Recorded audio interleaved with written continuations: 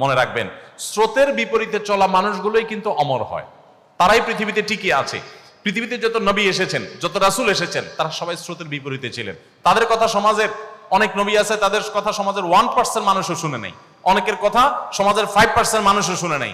যারা শুনে নাই, যারা মূলধারা ছিল, যারা স্রোতে ছিল, তারা হারিয়ে গেছে খড়কুটোর মতো। নবী রাসূলরা এখনো টিকে আছে। ফেরাউনের নামে কেউ নাম রাখে না, কিন্তু মুসার নামে মুসলমানরাও নাম রাখে, খ্রিস্টানরাও নাম রাখে, ইহুদিরাও নাম রাখে।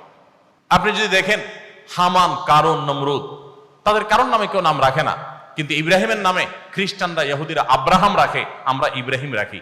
অর্থাৎ সারা পৃথিবীতে সমস্ত ধর্মের মানুষের কাছে প্রায় সমাদৃত। যারা স্রোতের বিপরীতে চলতে শিখে তাদের কষ্ট হয়, এই কষ্ট করে বুক টান টান করে স্রোতের বিপরীতে দাঁড়িয়ে বাধা বহুত আসবে, পেটে লাথি পড়বে, খাবার আসবে না, ক্যাশে টাকা আসবে না, ব্যবসা লাঠে উঠবে, বহুত কিছু হবে, কিন্তু আমি আমার আদর্শে কম্প্রোমাইজ করবো না, আমি মুসলমান।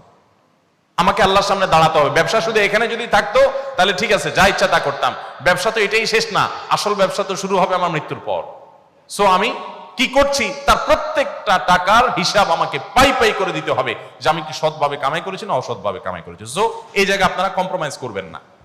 আপনার সন্তানকে হালাল উপার্জন দেন, হালাল খাবার দেন, আপনার ফ্যামিলিকে দেন, আপনি একটা জান্নাতি ফ্যামিলি পাবেন, আপনি এনজয় করবেন লাইফটাকে।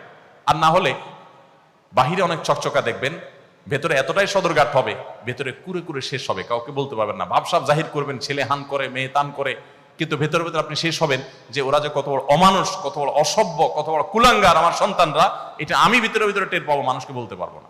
যদি এটা থেকে বাঁচতে চান, তাদেরকে হালাল খাওয়ান, হালাল উপার্জনের ক্ষেত্রে কোনো কম্প্রোমাইজ করবেন না।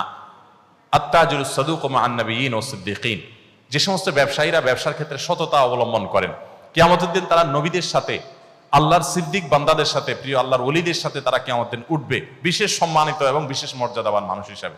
অতএব সততার সাথে ব্যবসা করার জন্য আমি আপনাদেরকে অনুরোধ করব, আহ্বান করব।